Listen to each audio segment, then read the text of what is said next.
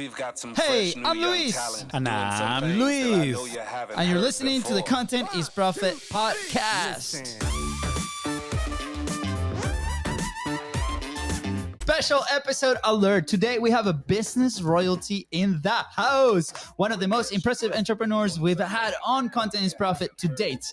You better get a pen and paper as today's guest will help you build your own empire. That is right. Today's guest is a serial entrepreneur, angel investor, 13-time best-selling author, a judge on Entrepreneur.com's elevator pitch TV show, a total media master. Yes. But most importantly, he's here to help you take the right steps when it comes to growing your business and sharing your message. He has been educating, entertaining, and inspiring business owners, entrepreneurs, and executives for nearly 3 decades. Yes, he is the real deal. He has consulted and advised people like Tony Robbins, Paula Abdul, and Jordan Belfort, aka the Wolf of Wall Street. I'm just gonna throw this out there: 3 decades.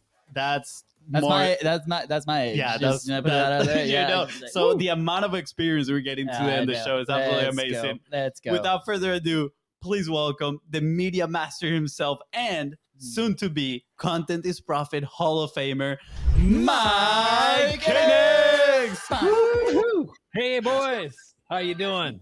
Oh, we're doing so good, Mike. We're so excited to have you here today. Thank you so much. It's my pleasure. It's nice to be here. I love working with young entrepreneurs like you guys who are just great hustlers, and so let's get the show on the road. What can we do to make everyone's dreams come true? Absolutely. So, well, I think, Mike, like a great place to start, right, is a little bit of you. Like, who are you? You came from a small town into a big city at some point, right? Like,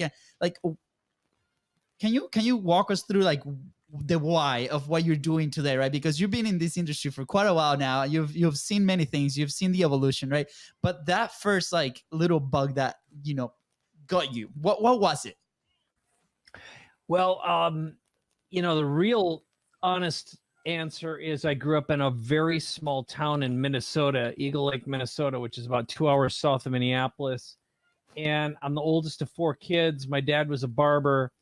And I didn't know what leverage was at the time, but I instinctively knew my dad didn't have it because he got up every day like a clock. He cut hair. He came home. He was tired. And getting my dad's attention and being able to do something, our idea of a vacation was go up north in the back of it, riding in the back of a pickup truck, going fishing for a week. And that's what happened once a year. That was, and so growing up in Minnesota, where the winters are extraordinarily cold, I never liked the winter. I didn't like being lower middle class and poor. I didn't like living in a small town. I didn't get it. And so I wanted, if someone said, what do you want to be when you grow up? I want to be warm first and rich. And so I was never good at school. Horrible student. Like the minute I sit down in a classroom, I'm asleep, and it's always been that way. So I'm either making trouble or I got to be the one entertaining the audience. So I taught myself how to program when I was 14 years old. I was really interested in movies and video games and audio. So I taught myself how to produce music and audio. Ended up connecting with a filmmaker when I was young. But I was writing video games at an early age, and that led to starting a digital marketing agency. We started one of the first in the world. It was called Digital Cafe. We started in 1989, sold it in 99 to a publicly traded company. But along the way, I married my high school sweetheart. We went through a divorce because I was just busy all the time. I was focused on my business and not her. So as I like to say, my first business cost me my first marriage. And my second and third businesses nearly cost me my life and my second marriage and my relationship with my son, my only son. So as time went on, I learned direct response marketing. I started marketing on the internet back when there wasn't practically no internet. We were doing stuff on America Online and Prodigy and Apple Link and Delphi. I mean, channels some people have never even heard of. but we started picking up clients like 20th Century Fox and Sony, doing early movie promotions and some of the first websites for movies and film. And after we sold that business, my partner and I made a feature film and got it distributed by Warner Brothers. But every step of the way, I struggled with the same thing everyone else struggles, which is scaling, managing clients, managing a team, paying our bills, getting paid, filling our calendar with qualified customers, just like struggle.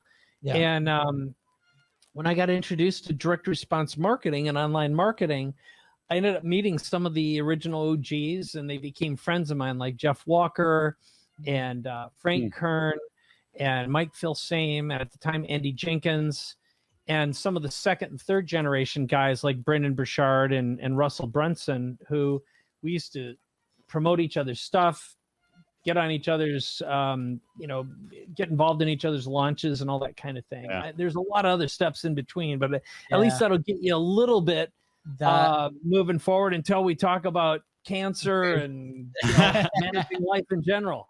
Yeah, no, absolutely. Thank you so much for the timeline, for sharing. Yeah, I think it is important for people to understand, right, where you're coming from, especially so they can relate, right? I mean, a lot of people, they might be like, man, I'm stuck in that place right now where I'm managing clients or I'm managing a team, and I might be just working in the business instead of working on the business. That I think is so important to share these stories, right? So people can relate to them. And I love the fact that you talk about the response marketing. That was our entry point into the online world as well. And I remember when we had our previous conversation where you were like, oh, I saw you had Rich on your podcast, right? And, Rich Schaefer, and he's somebody that we look up to, very excited. Also Todd Brown, incredible people. So for those out there, direct response marketing is a skill that you need to learn for sure, right? You need to start educating yourself. Yeah. Let's go a little bit that way. I'm curious on, for you, what was it that called your attention about direct response marketing, right? And why is it so important in this world of media, right? Multimedia, when we're creating so much content and getting in front of other people's. Well, I think the first thing is, if you learn how to write a great sales letter, and these days the sales letter doesn't mean like sales copy, but it can mean a great video. It can mean an email. But if you put that in front of the right person, you can make any dream you have come true. You can enroll someone. Like if $1,000 is a lot of money to you, well, getting $1,000 is easy. If $10,000 is a lot to you, getting $10,000 is easy. $100,000, $250,000, even $1 million or more.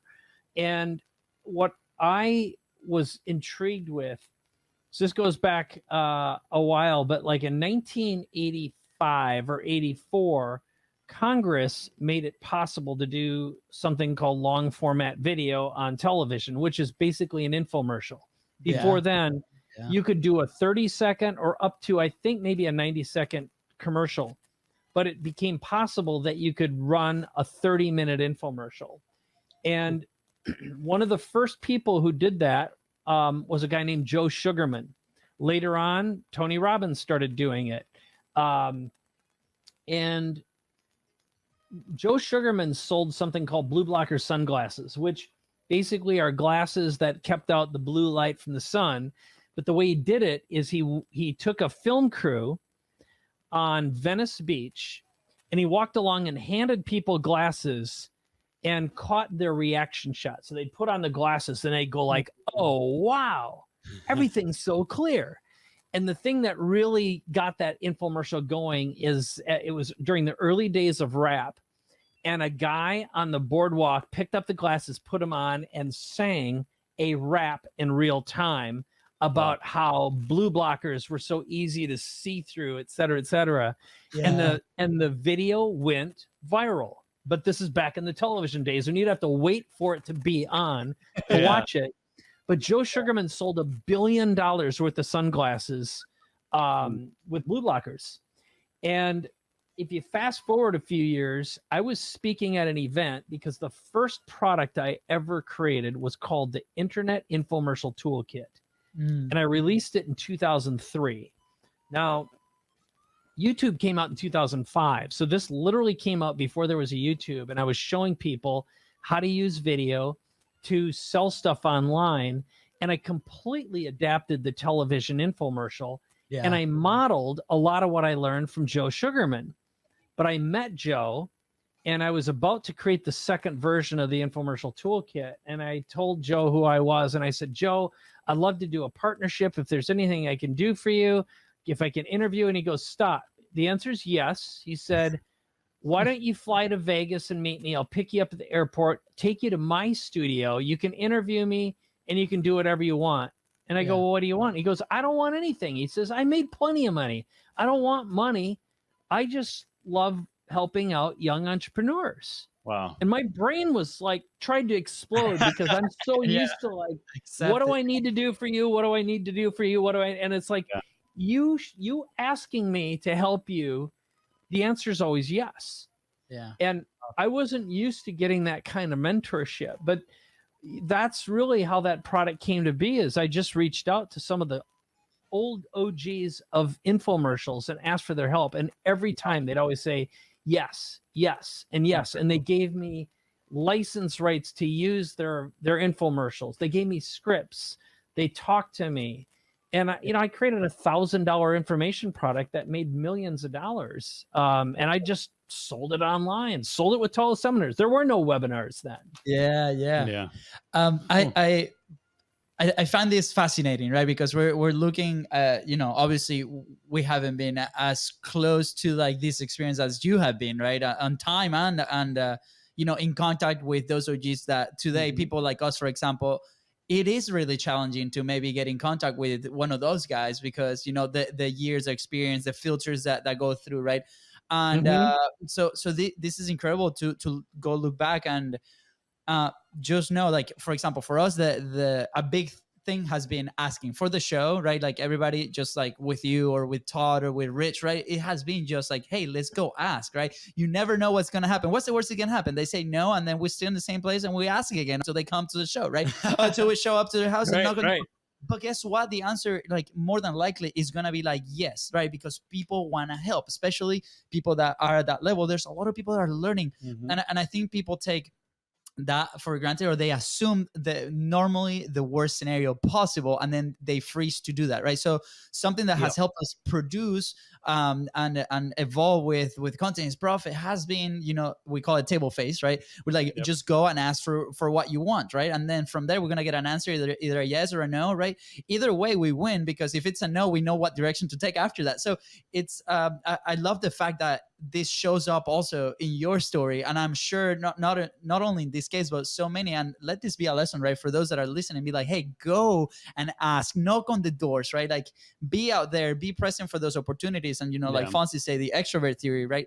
Be out there, put yourself out there so you can attract those opportunities. Yeah, I mean, what I see here on you asking them for this mentorship, I relate it so much to the podcasting industry nowadays in certain platforms for certain people, right? For example, for us, it has been that way, right? It has been a great way for us not just to build an audience, but make the right connections, right? I mean, who would have known we were going to be here with you, Mike, talking, right? That is an incredible opportunity for not only us to learn, but at the same time share your message with many other people that can learn as well for you. So I think the concept, the principle has stayed the same, but now the platform and the technology allows for it to distribute it or to happen in a very different way. And I'm extremely curious, right? I mean, you mentioned that this was 85 when Joe Sugarman released this, and then the upcoming years you started, asking for their mentorships. How has it changed, right? Because I do see a little bit of, and this is just my own perspective, kind of like the marketplace getting a little bit clogged with, sales talking about copywriting and people talking about these topics. But how has it changed throughout these years? Well, I'm going to tell you that nothing's changed, except I think the world's gotten lazy, complacent, and samey. And so I'm going to sound like an old boomer for a second, even though I'm not a boomer. I'm not a Gen X. I I fit solidly in the nothing. Okay. I don't have a generation to speak of. But like I listen to most music these days and it all got simple and samey. There aren't, in my experience, a lot of great songwriters and great performers. It's like ooch, ooch, ooch, ooch, ooch, music. Okay, and if you look at social media is a bunch of ooch, ooch, ooch. It's fake boobs, fake lips, fake butts, and fake, fake, fake. Yeah. And we always hear authenticity matters, but the people who are professing authenticity are fake as hell, telling you what they think you need to hear, what you want to hear, not what's real. Yeah. And so, what great direct response is it's crafting a message that nails your audience and speaks to them. It's a movie starring the viewer or the listener with them as the hero, and they're trying to convince you, or you're trying to convince them that you should be their guide, their Gandalf, their Yoda, their Jesus, their Muhammad, their whomever, to lead them to the promised land and either meet the prince or rescue the princess, slay the dragon, and live happily ever after. That is the eternal Joseph Campbell story. Yep. Now, in the case of, like, if you think about it, how did you guys get attention of whether it's Rich Schefren or Todd Herman or whoever you interview, whether it's me? It's you had the guts to reach out and you gave me a story that I said yes to participating in. And nowadays everyone is reachable. And the illusion that people are less reachable just means it's less reachable for those who are uncreative. Anyone who's an ooch, ooch, ooch, ooch, and a fake butt, fake boob, fake tit, fake lip world, you are going to be ignored because you're same, and boring, boring, boring. Yep. And if you want to get someone's attention when everything's ooch, ooch, ooch, then play some country music, Let's go. And, like Lil Nas X did something that shocked the world in a way. He was a crossover. Now, he's at the point, frankly, he went way off the edge, and now he lost most of his followers, in my opinion. It'd be like, whoa, depends how far you skid off the tracks. But he did everything right, and he got a player behind him. He went out and he partnered. He created a collaboration with some of the most popular artists in the world with something truly unique. And they're like, I want to be part of this. I get it, right? And Absolutely. So you just got to be resilient and innovative and switch things up. Yeah. And you have to really learn to ignore what's samey. And I just read a couple, like an hour ago, that TikTok is officially taken over listening time over YouTube. Wow. Okay? Yeah. Well, on one hand, that's great. And I'll tell you what, if you want to be unique and different, don't watch TikTok. Okay? Now, it's like wherever the lemmings are going, to me, that's where death is next. And I avoid crowds at all costs, because if you want to get, someone's going to come along and drop a bomb or light everyone on fire. And I don't want to be in a giant group unable to escape. So I go where no one is. If a crowd's moving in one direction, you can be rest assured I'm running in the exact opposite direction. Yeah, and I started running the moment I saw the masses move in one direction. So that would be my answer, is if you are a lemming, then you're probably going to fail at direct response marketing. You need to be an outcast. You need to feel like an alien. You need to feel like it's us versus them and be part of the rebellion, not the empire. I love all these movie references, by the way. I think they're absolutely amazing. I think right now with what you're saying, right? Because I feel so identified, right? Like I remember, I remember a moment at school, and even like, I mean, most of our life, I think we've we've been outcasts in a different sense, right? We always wanted to be professional soccer players, right? So we were the guys that would stay in to go play the next day, right? Like it was very different. Like when we were the only Venezuelans in Europe in our group when we were there, right? So then we come to the States and we're on soccer scholarship. We're the international guys. Like mindset wise too, it was like we're not where everybody wants to be, and as we go there, right? I remember thinking, why do I feel this way? Like why am I feeling like confused, right? I think confused is the right word, right? And then nobody like came to me and be like, dude, you're on the right path. Like chill, relax. Like you are okay. You will figure this out, right? And as we start developing like the business, like we've shared many times that this has been an incredible growth experience, right? Personally and in the business side of things, like we never knew how big of a roller coaster this thing is, right? And we're like excited to be here. My wife is like, she doesn't understand. She was like, dude, you're insane. Go get a job. Like stop this roller coaster, right? But at the same time is what makes us feel alive. When we started publishing, right? Like we're like, oh, we're finding all these outliers as well that are crushing, that are having an incredible life. They went through all their stuff, all their shit, but at the same time, they are so happy, they're fulfilling, they're helping, they're serving, right? So thank you for saying that, because, you know, over 200 episodes, I don't think anybody has been that clear.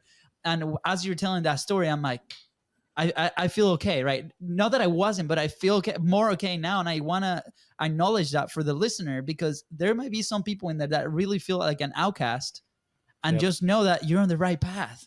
Yeah. Mike's showing us here. So thank you for that. Yeah. There's one word I want to relate this to. I know that you have a question, but do you give me permission, Fonzie? Yeah, sure. Okay. Go ahead. I mean, I'm all inspired, Mike. All right. So at the beginning of your story, you mentioned leverage, right? And you mentioned your dad. Like I identified that my dad didn't have enough leverage, and that has been a word that means a lot for us, which we've used many times to get people on the show to start relationships, right? And personally for me, when I first started, I felt a little dirty using leverage, right? I'm like, and we talked about a few people about this, right? But in your words, what is leverage and what has done for you? For us has been nothing but positive, right? And it completely changed my perception around that word, right? So what does it mean to do that? Because some of this that you've shared has an element of leverage. Yes. Well, let's explain first of all what leverage isn't, and how to remove the dirty word or the feeling that leverage is bad from your vocabulary and your brain forever. So in the case of my dad growing up, so he's got a family of 4. He grew up very, very poor on a little farm in Iowa. And for all practical purposes, he was the youngest boy. So he was expected to stay home and take care of the farm.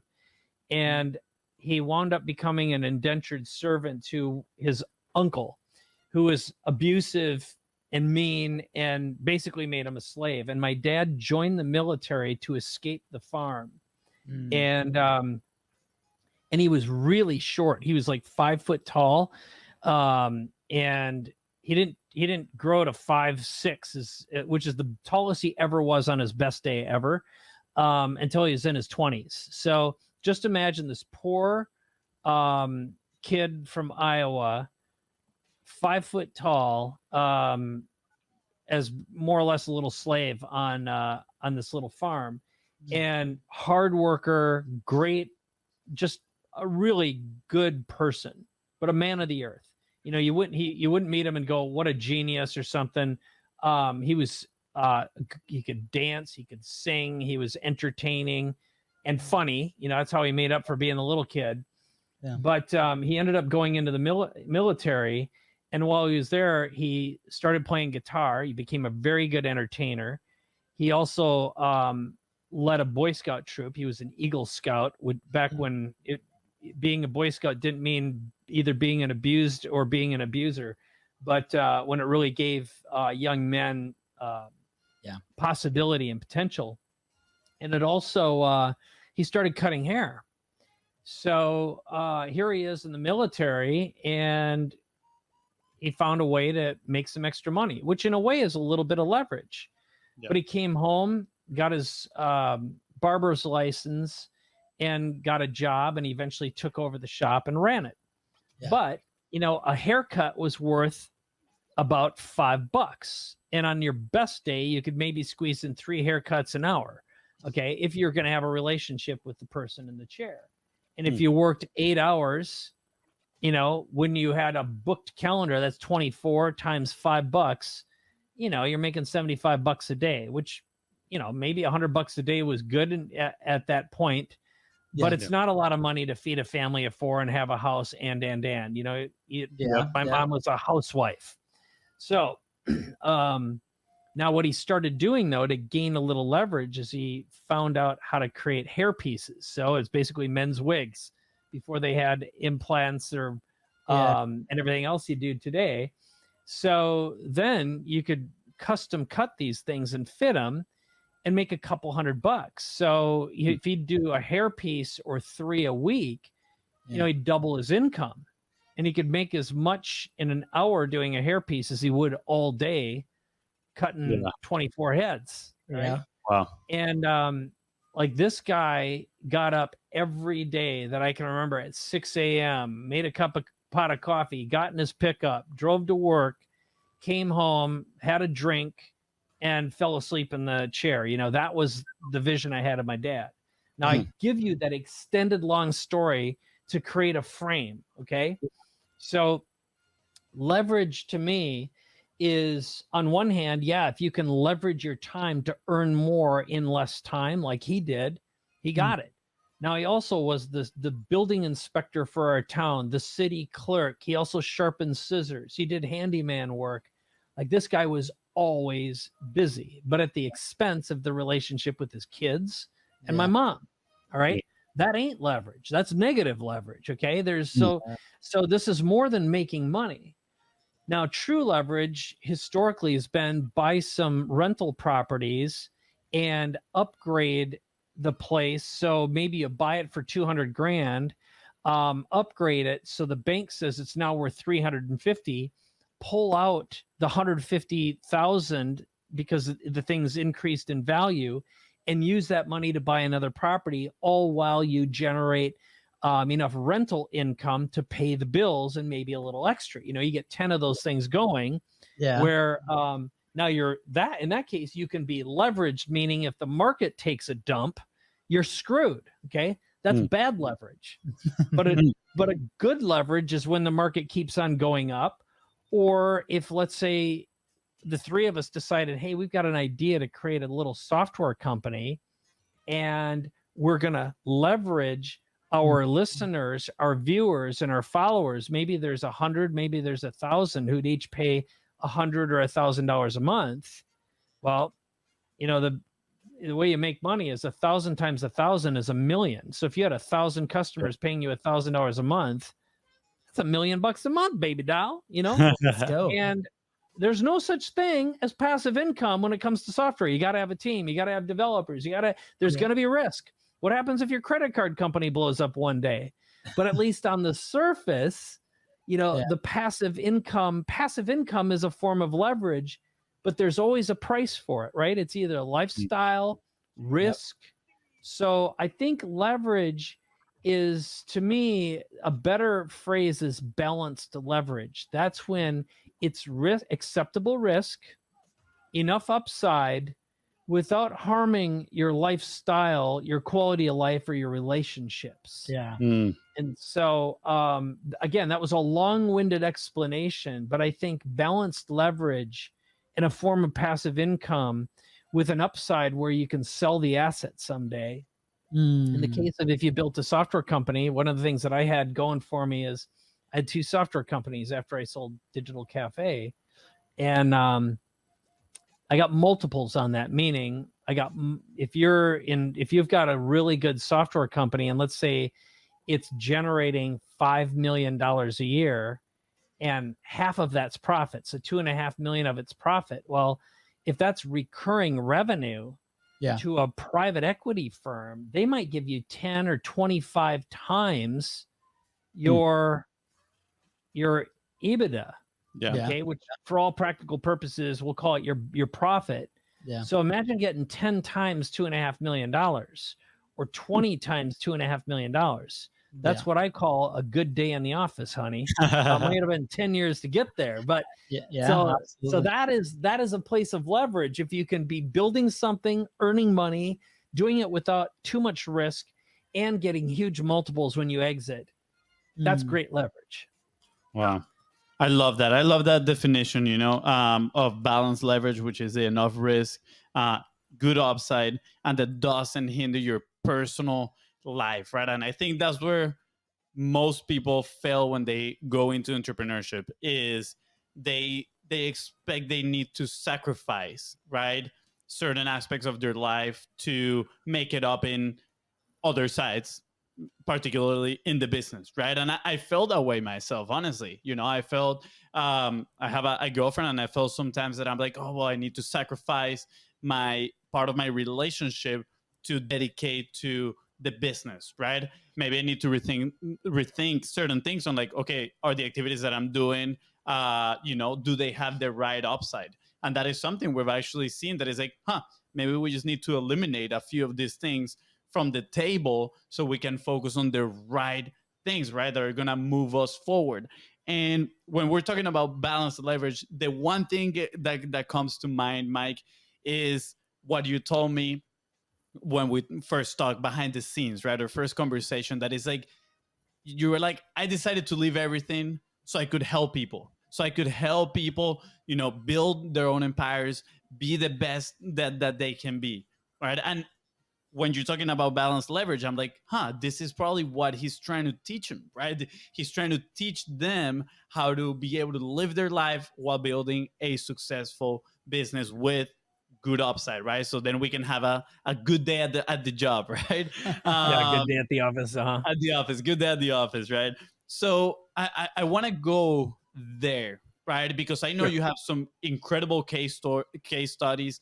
You've helped incredible amounts of people, but I'm also particularly interested and fascinated, honestly, how you manage to get these people so much attention from the market wherever they are, right? And again, now attention is one of the most important currencies that we can aim for, right? We want attention, so then we can turn that into the business. So how do we do this? What is, obviously we don't have the time to go fully detail, but I'm curious about this process that you left everything for. Sure. Well, let me I'm going to answer a different question, but I think I'm going to get us to the answer, because what I want to do is say, I will give you a case study on how I helped very rapidly build an entire platform for someone who no one knew who they were. He had no social media platform, no website. No one had ever heard of him before. And then we created a brand, made him a best-selling author, created an entire platform, generated over $1 million in less than 8 months, and it's turned into a multi-million-dollar business to this day. Okay. Wow. I will promise to go down that rabbit hole in a moment. And the story is the lifestyle investor, Justin Donald. I'll use him as an example. Let's go. But before I get there, and also tell you another one where we worked with a financial advisor and created a one-man comedy show that now is going to be going national. And it will most likely be a television show and a series as well. Okay. So it'll be like, taking something that historically is super boring and making it really interesting.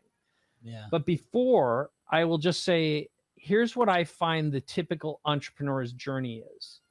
So, like, I think a lot of entrepreneurs, not all, but many, come from a tough life. They're kind of poor, lower middle class, not great at school.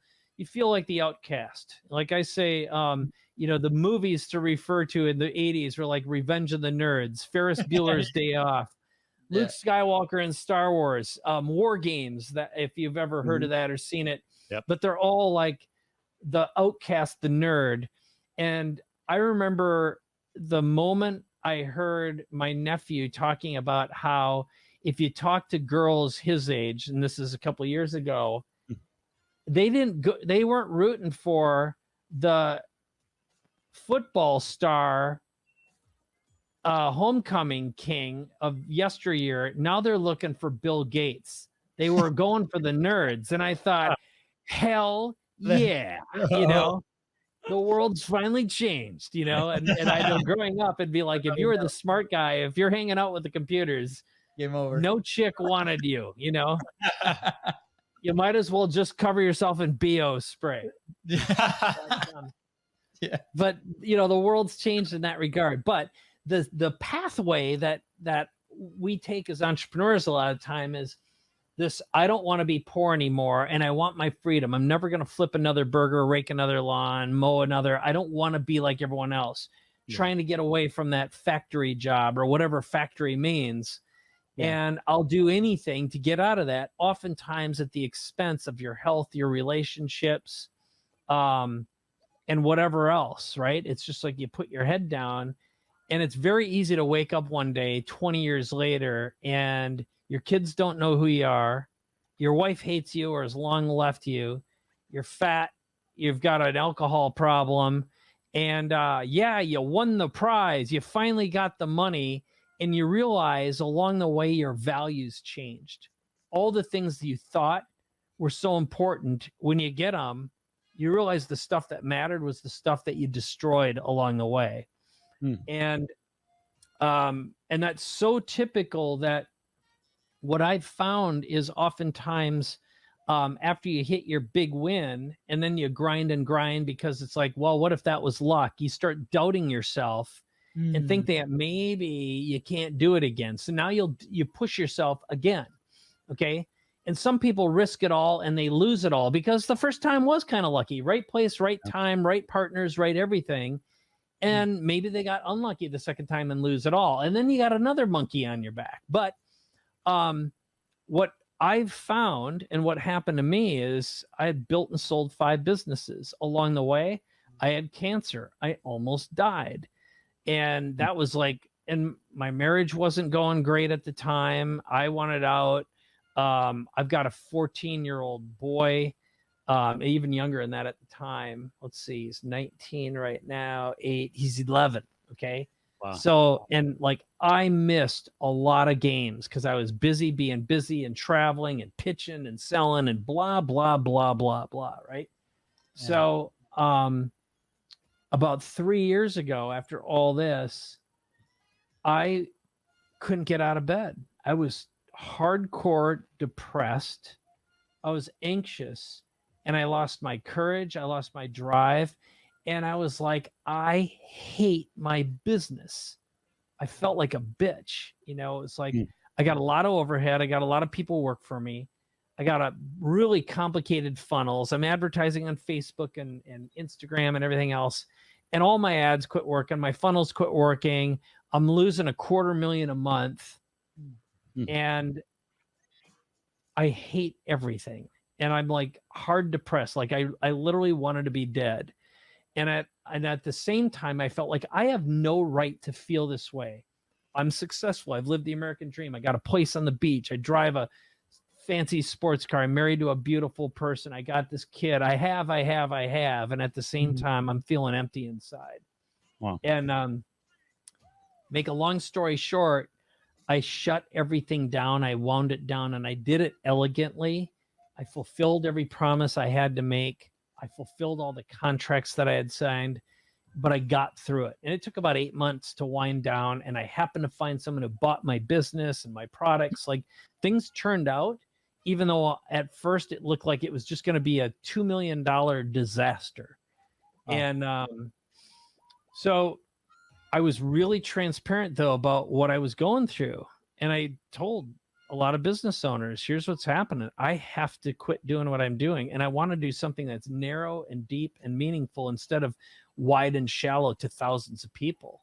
Yeah. And I had a bunch of people say, I feel exactly like you do. Will you help me as you go through it too? So suddenly I created a whole series of products and events around reinventing yourself. And just by changing my story and evolving, I became a different kind of leader. And then I started getting even more mentors. You know, I invested over $250,000 in myself, in my training, my education, and masterminds and therapy. Okay. You know, I got the full meal deal, and I designed a whole new business. And now it's about working with business owners who've reached that brass ring. Either they've hit all their goals and they realize it doesn't mean anything. Or the things I was striving for, I outgrew a long time ago, and I've been chasing a ghost. Yeah. Or I'm ready to sell my business, but what am I going to do next?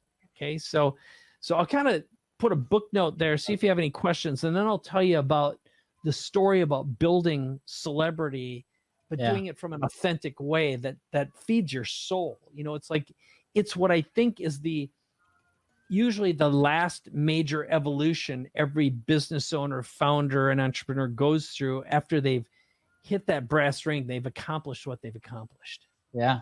By the way, I'm just gonna put that out there. Sake of time, part 2. Doors are always open, so we can continue with these stories. But like we can go straight into it, right? Because I mean, as you were telling these stories, I feel like everybody listening right now, they're going through something similar, right? Like you're going through this, and I was able to identify certain moments, right?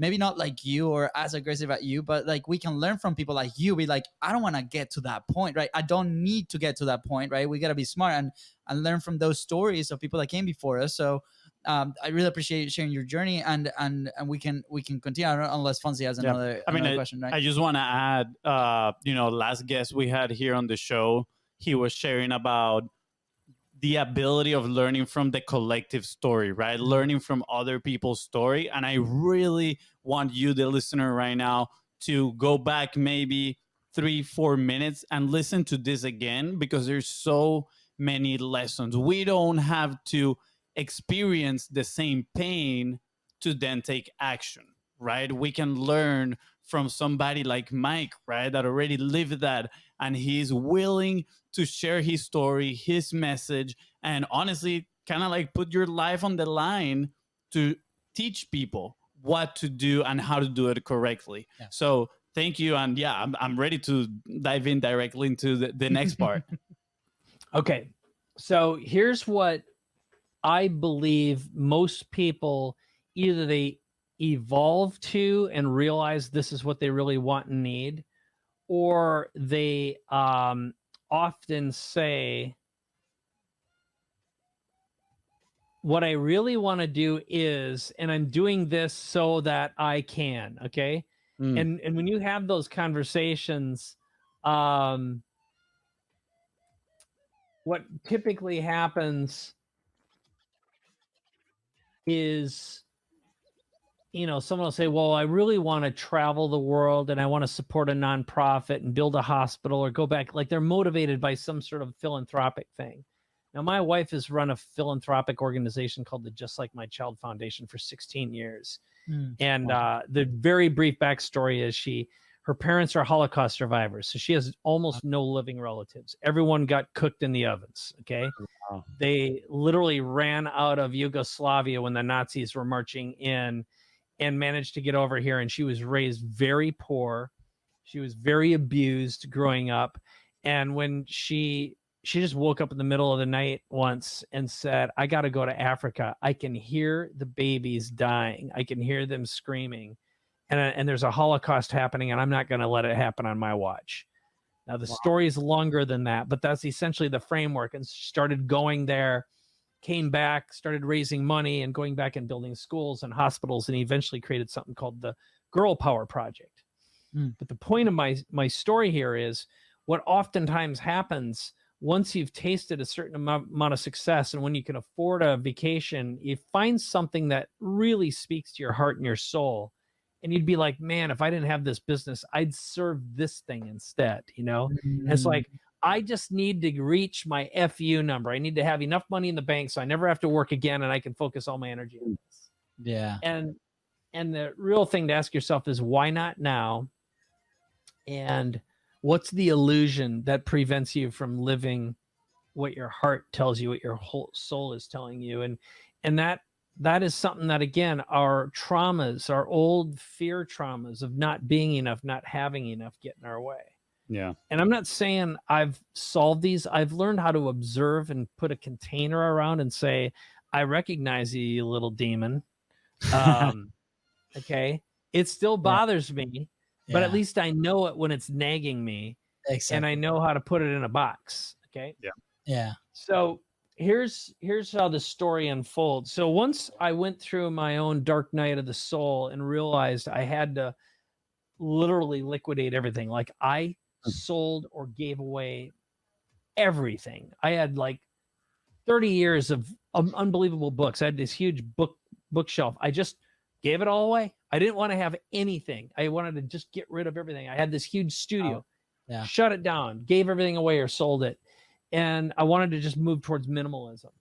And it was because I was a bitch to all the things that I owned because they own me, right? Mm-hmm. Mm-hmm. And again, this is something that's a very common evolution. But when I started talking like I am right now and being really open about the failures I'd made and where I think I had spent years not understanding what really matters, I right after I sold the last business, I took a trip with a small group of business owners to Fiji, and I met a guy on that trip. We ended up meeting each other, having great rapport. Yeah. And his name's Justin. And my first impression is, wow, what a nice CPA this guy is. And then the more I asked him questions, I found out that he, I said, what do you do? And he goes, well, I'm a cash flow investor. I'm like, well, what the hell does that mean? He goes, well, I don't have a regular job anymore. I have enough investments that I produce enough passive income. I don't need to work, and my wife doesn't need to work. And I'm like, tell me more, you know?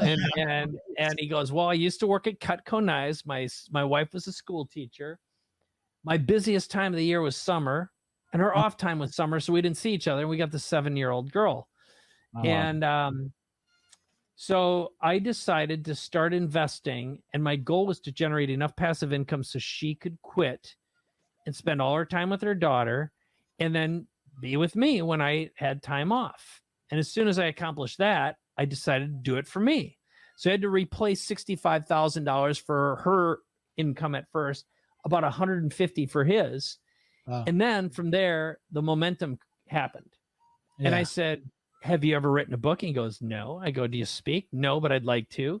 Do you have a website? No, but I want one. Would you like to create a product? Yes, I'd love to, but I don't know where to begin. I go, well, you just met the right guy at the right time. I go, so I gave him an offer he couldn't refuse. And we did basically what I do now, which is we created a platform. So we created a whole brand. We call it the Lifestyle Investor. We wrote the book. Ended up bringing in specialists to do all the finishing, but we created effectively like the outline, the framework, the branding. And then we got a great web person. He started a podcast, but we created a $250,000 offer to work with him one-on-one where he teaches you what he does. Yeah. A $50,000 a year mastermind. And he did have a really good network. And I introduced him to his first $250,000 client, which is a guy I knew who is wealthy, was looking for someone to mentor him so he could generate passive income and help him with all of his planning and strategies. And then he just started reaching out to people and saying, hey, I'm starting this mastermind. Would you like to learn? And then basically the offer we created, and got a whole bunch of people to say yes right away. Incredible. So from zero, no visibility, no list, no anything, to over $1 million in revenue, and a Wall Street Journal #1 bestseller, and a USA Today bestseller, and an Amazon bestseller in less than 8 months. It was extraordinary. And now his brand is just crushing it. Okay. Yeah. And he told me the other day, I don't think you'll mind me saying this, but he's got 3 people who have $250,000 each. So $750,000 want him to mentor them one-on-one. And he said, if I take them on, I won't be holding true to a lifestyle investor lifestyle. Okay. He goes, I'd love to have the $350 or the $750,000, but I don't need it. And I'd rather have my quality of life, my connection with my wife and my daughter. Wow. Now that, my friends, is success. Yes. Absolutely. Right?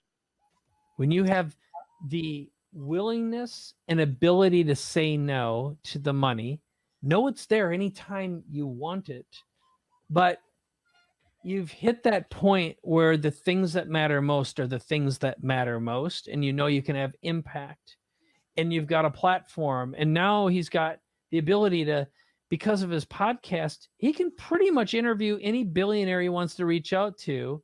Yeah. And, not long ago, he would have said, I'm nobody. I don't have anything. I'm not worthy of even asking. How am I going to, he was asking all these how questions. And I just said, you will live into your brand. And all that is a story away. And you've already got the stories. It has to be assembled in a way that resonates. And we have to give it a package. We have to give it a name, something that's unique, what I call a category of one. Let's go. And so that's that illusion we live under, is I'm not worthy, and who am I? And I'm it's the, what do they call the imposter syndrome, right? Yeah, famous. We're all imposters until we're not. Yep. Yeah. Wow. Yeah, we're speechless right now, Mike. That was an incredible, I mean, not just case studies, just the story itself, the way I've noticed throughout this whole conversation, every time you start with the stories, right? Create this frame. And I think that makes it so not so much more impactful than what it is, because it is by itself extremely impactful.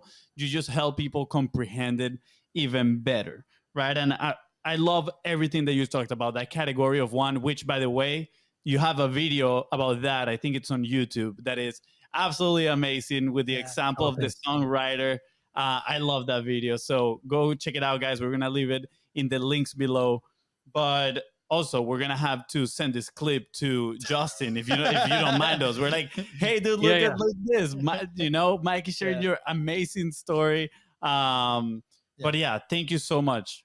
Mike, time to wrap up. I think like this has been incredible. Thank you so much for your time. We have 2 quick questions to leave the audience. So first of all, is what is something that somebody that's in the middle of the transition to the entrepreneurial world, right? Or they're starting out as an entrepreneur, they're publishing, they're getting through, the emotions. It's a little hard for them to like put their voice out there. What is something that they can do today to get that momentum and continue to evolve? Well, I happen to believe that the most important thing is, remember, you're in the transformation business, not the transaction business. So the first transformation is usually going to be your own, or it needs to be the story of someone you've helped, the impact you've created. And you craft a story about social proof. So I just told you a story of transformation, which is the Justin Donald lifestyle investor transformation. We didn't have time for this, but I have another one. It's by a guy named Charlie Epstein, who is this boring, like he'd say, I'm a boring, white, old Jewish guy. He goes, and I'm a financial advisor. You don't get any more boring than that. And we created a play called Yield of Dreams. Yes. So he's the only financial advisor in the world with a one-man show now. All right. We made it up. And the way we made it up is I hired 3 professional stand-up comedians, working comedians, at least up until 18 months ago, who are on stage telling jokes and making a living doing it, because I wanted someone who's hungry in the trenches. Yeah. And we took his stories and turned it into a play. And now it's an app, it's a play, it's educational training videos. Wow. It's an entire platform, and he just sold his business.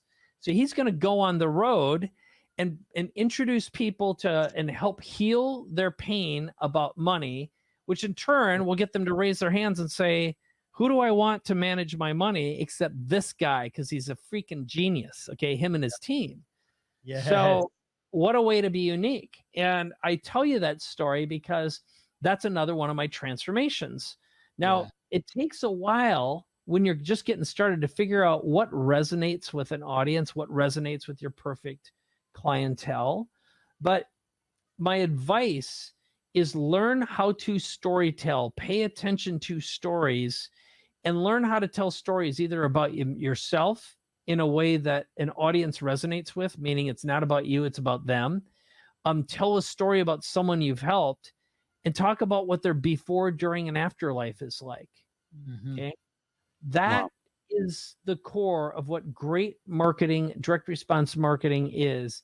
It's what are the fewest words someone needs to hear to raise their hand and say, I've been looking for someone like you my whole life. That's so dope. The answer to the question is storytell. Secondly, go narrow and deep with expensive offers, not cheap and narrow or cheap and wide. Selling to a lot of people is a hell of a lot harder than selling to the right one. That was what minute do people need to go back to so they can put this part on repeat? 53 guys, go again. Right. Go again, because that was a golden boulder moment. You got your helmet, Fonzie? Okay, Yes. good. Mike, thank you again. Incredible value. Last question, right? Like, we know that you've been in media, that you build your own studios. We talk a little bit behind the scenes, right? You've been in this role. Like, where will you be if you did not publish? Well, I think where would I be if I wasn't publishing? Yes. God. You know, I love media so much. So in the past, for many years, I was the guy behind the camera. Okay. I didn't think I was worthy. I was running the cameras. I was running the mix boards, doing the audio and the production. And I think there was a moment when I started to speak, and it was during like the Infomercial Toolkit days, when I realized I could teach more effectively, I could present and perform more effectively, and I had watched so many people and studied them that I was better than the people I was working with and working for, and I could articulate faster. So I think what I've been told by a couple of friends of mine who are multi-billionaires who followed my career over the years, and they've said what they think I should be doing or should have done, which in a way I'm kind of doing now, is find some people who've got the chops, have the charisma, and develop them as talent. And I started thinking about doing that for a while, but I realized I didn't want to take like a newbie with no platform and build it from scratch, because it'd take too long and there'd be risk, and it'd be my risk. And that's why I changed my business model up to work with successful business people who had all of the chops, but could also write a check. Yes. Because like, I think at this point, you know, I'm not at my absolute financial goal, but I'm not that far from it. And if I wasn't, like, when I work, I go all in and I work hard. But if I'm not working, I'd rather be on my e-bike riding around the bay in San Diego and, you know, having adult beverages or spending my time on a beach in Mexico. Like, I don't need more stuff to do. Yeah. And if I'm going to work, I'm going to make money. And I either have to be the talent, or I got to be working with someone and they're going to write out a check. And it's not about the money, but it's also the energetic value exchange. Yeah. So it's not about the money, but if there isn't a payoff and it's not ongoing, I'd rather just dream. And I'm a good dreamer. You know, I like inventing and manifesting, but I'd rather just not think about the money at all and just manifest and dream, if that makes sense. So it's a long-winded, complicated answer to your question, but I think there's a lot of nuance to it too. Yeah. And thank you, Mike, for the honesty, right? And you know, the reason we ask these questions, right? A lot of people, our life changed when we started publishing, right? From a Facebook Live that we did at 11:30 p.m., right? Like, that's what changed everything. And we're like, this is it. And then the show started, and then we connected with people like you, and then we developed relationships, and the business grew. We were able to hire people. We're like, what? So we've lived that, right? And we want the people that are here listening to Content is Profit to be like, it's not just us, guys. It's literally every single person that comes in here. We got to put our voices out there. We got to, you know, share our stories. Like you said, you know, is about our audience, and this needs to happen, right? Because we were those guys we were the ones feeling like as imposters, right? Even now, there's some moments where we're like, man, should we do this, right? And it's not gonna stop. But the fact that we are being out there every single day, publishing and having these conversations is what's keeping us accountable to continue to move forward, right? Yeah. So thank you so much for sharing the story, Mike. Where can people connect with you? Where can people find you if they want to work with you, if they want to chat? Like, what's the best way? Sure. Well, you mentioned a couple of videos, so I'll give you a couple to check out. One of them is if you just go to my primary website, it's my name, MikeKoenigs.com, or a shortcut that's easier to remember and spell is paidforlife.com. There's two things you can grab. One of them is subscribe to my podcast. That's a great way to kind of follow me. I do a podcast with one of my mentors, Dan Sullivan from Strategic Coach. Yeah. But if you go to paidforlife.com/funnel, that's where you'll see one of my videos. It's my sales funnel. And in it is a step-by-step video where I story tell, and I really follow my own advice because marketing, storytelling, building trust is a formula. The human brain loves formulas. And I spent a lot of time working on it. Now, I'll be the first one to say, if I change something, I change. I'm never happy with whatever I create, but it's good enough for now. Yeah. But there's some really good transformations embedded. And I just say, model that for yourself. Yes. And then, of course, if you've got the means, there's a place you can register. Otherwise, if you follow my podcast, I've got lots of free videos, lots of free content on YouTube. Yeah. So, I'm kind of like in a place where I'm really expensive, or there's tons of free stuff. Yeah. But I purposely don't do anything in between. Maybe once in a while I will, but get on my mailing list and stay in touch or reach out to me, and you'll find out. Yeah, I love that. I mean, that represents what you were talking about before, right? The balanced leverage, right? You want something that is going to have that upside, right? The risk that you can manage and give you the life that you're enjoying living, which is, riding the e-bike, having some drinks once in a while. So thank you for sharing that. I love how everything connects, is full circle. And I am sure the person listening right now took so much value from you, Mike. So thank you. Thank you, my young brothers. I'm really proud of you. Congratulations on doing what you're doing. And I think we did talk about this. My wife and I are buying a place in Mexico. We're building a home down there. And one of our visions is I'm going to build a studio down there. And also one of the ideas I have is to give a bunch of young Mexican kids, some creatives, an opportunity to work and create a business and mentor them. I love the culture. I love the people. I love the fire and the spirit. And and I happen to just love everything about being down in the Baja too. So let's go. Yeah, and gotta be in a warm place, right? Yeah. Let us know. We'll come down, be translators, and party with you guys. Thank you, Mike. I really appreciate it, man. That's such a powerful vision, such a powerful story. There's so many more years to come, and I can't wait to see where you and the people that you help go. Fonzie, anything else you want to add? No, again, just once more. Thank you, Mike. Yeah. And I think we are ready for part 2 eventually. Maybe Mexico. Let's go. Gracias, amigos. Yes, let's go. With that said, guys, thank you so much for tuning into the Content Profit Podcast. Go ahead and follow the show on your favorite platform and on social media at BizBrosCo. That is right. And if Mike here today helped you move one step closer to your goal, please don't forget to share this episode and leave a 5-star review. Thank you. Bye, guys.